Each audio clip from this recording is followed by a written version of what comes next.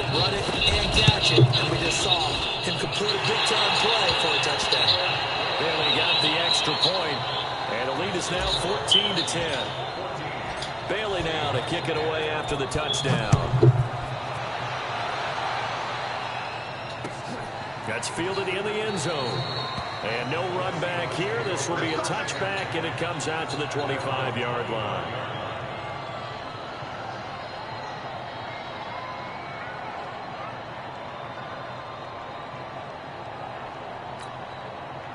Coming to the line here to begin their next drive, the Seahawks offense. And last time they got 3 points, but it was a chip shot field goal. And when you go to the sideline after a chip shot field goal, maybe the offense not too happy.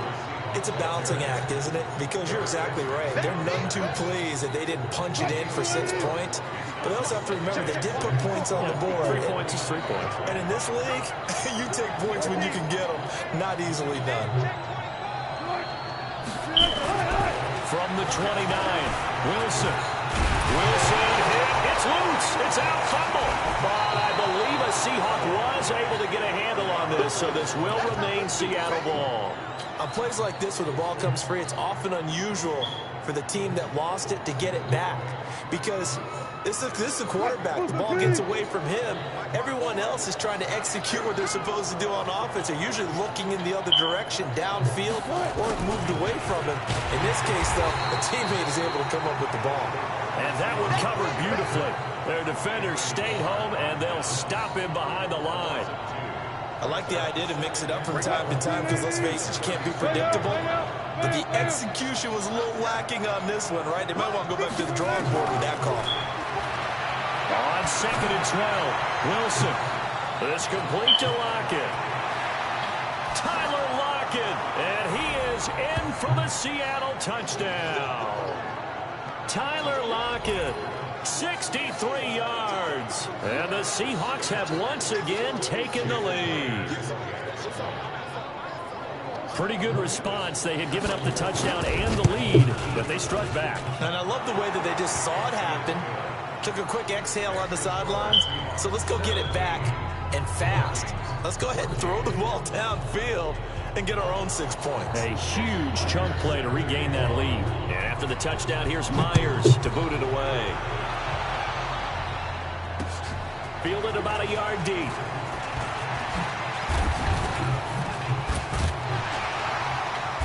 And he'll get it up to about the 26-yard line, just across the 25.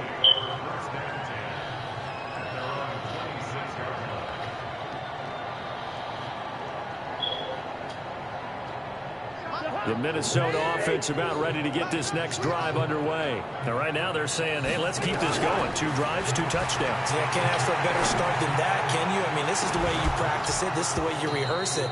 But right now, the play calling, they're locked in. Got 17. Meanwhile, they take a shot to start the drive, but this is going to wind up incomplete. Once again, they'll come up on the 26-yard line, 2nd and 10. Throwing is Cousins. Nowhere to escape, and he goes down. Sacked there by Jadeveon Clowney.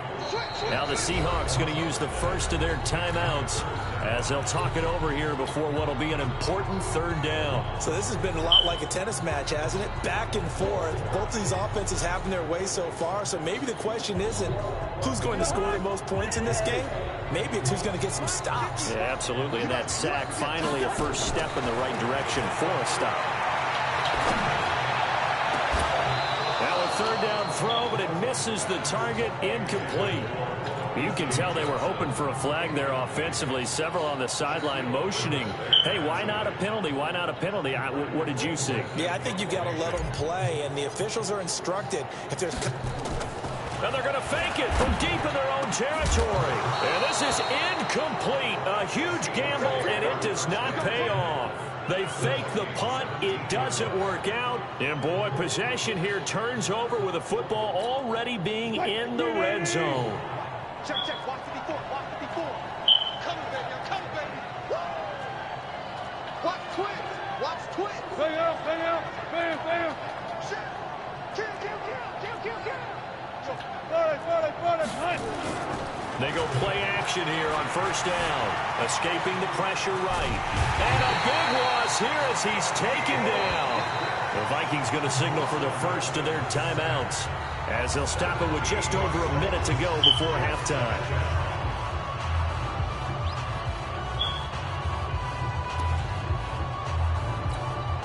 So second and long, and got to be careful not to fall out of field goal range.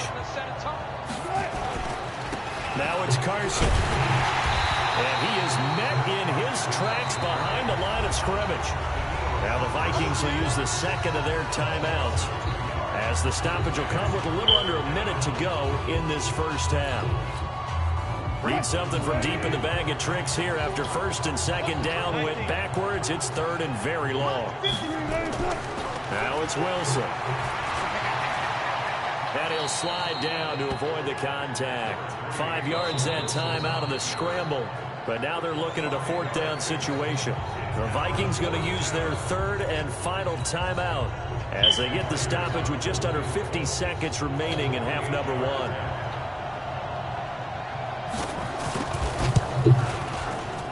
And this one is right down Broadway.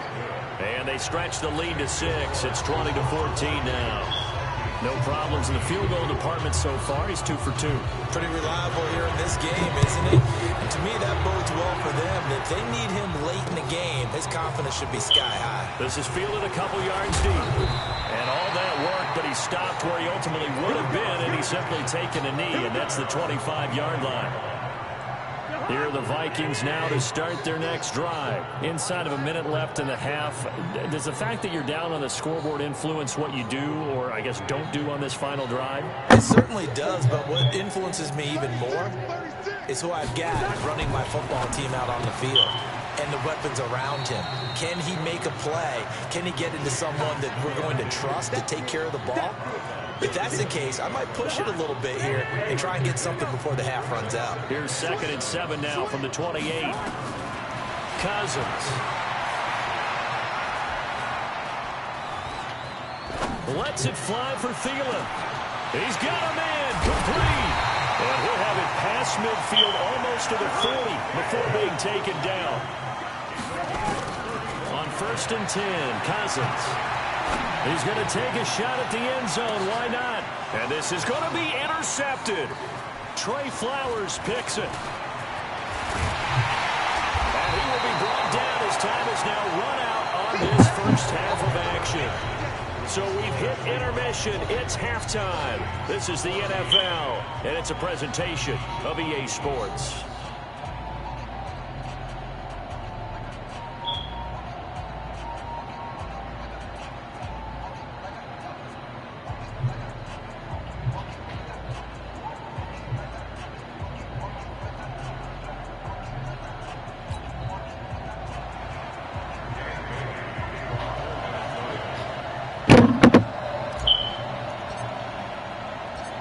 Seahawks with the advantage, and they get the football first as the second half is underway. This is fielded a couple yards deep. And he'll take this one near the 25, call it the 26-yard line.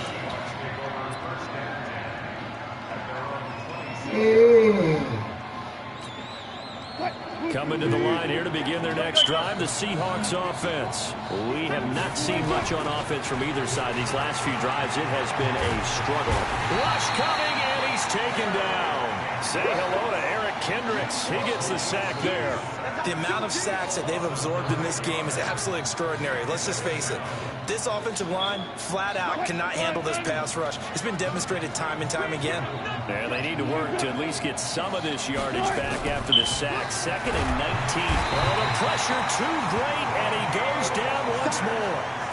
Daniil Hunter able to get in there for his 2nd sack of the afternoon. Now that's the way to start the second half. Back-to-back sacks. Whatever the halftime speech was, I hope they recorded it. After the sack, they'll come up now 3rd and long. Yeah, I wouldn't be surprised to see them run the ball here just to try and get some space. To throw is Wilson. What the fuck? He's got Lockett. Tyler Lockett. And all the way in, touchdown Seattle. Tyler Lockett, 91 yards. And the Seahawks are able to stretch that lead out a bit further.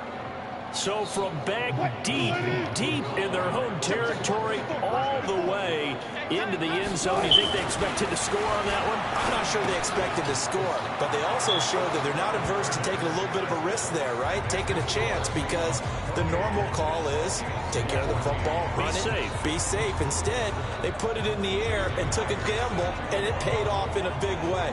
That wasn't an analytics call. That wasn't a fantasy guy's call. That was like a video game call right there. It was a little bit of a video game call, but it worked. This is fielded a couple yards deep. And he's able to get it across the 20, but not by much, as he's marked down at the 21-yard line. The Minnesota offense about ready to get this next drive underway. And their halftime hole now even deeper. They need a big drive here just to answer the first touchdown of the second half scored against them. They were down at the half. Now, as you mentioned, they're down a little bit bigger, but no time for discouragement. You just got to get back to it, right? Put your shoulder against the boulder and start pushing and try and get back to where you were to start the half. They try and run on first down, but this one going to lose a couple yards as they get him behind the line. It'll wind up being a loss of 2, and that'll make it 2nd and 12.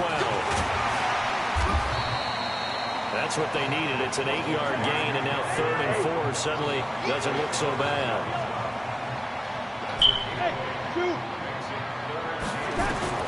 Cousins from the gun on 3rd. Well, the two men come together, and it's incomplete. Excellent work defensively, brings up 4th down. We have not seen a whole lot of wide-open receivers. Everything seemingly has been contested. And that's another nice job there to force an incompletion. They've been very cohesive, knowing each other's moves all game long, and they've been on the spot just about every time. And they've held them in check on the scoreboard. Looking for Thielen, but it's intercepted. Picked off by Quandre Diggs. Evades the tackler, and now some space. And he will take this one home. It's a touchdown.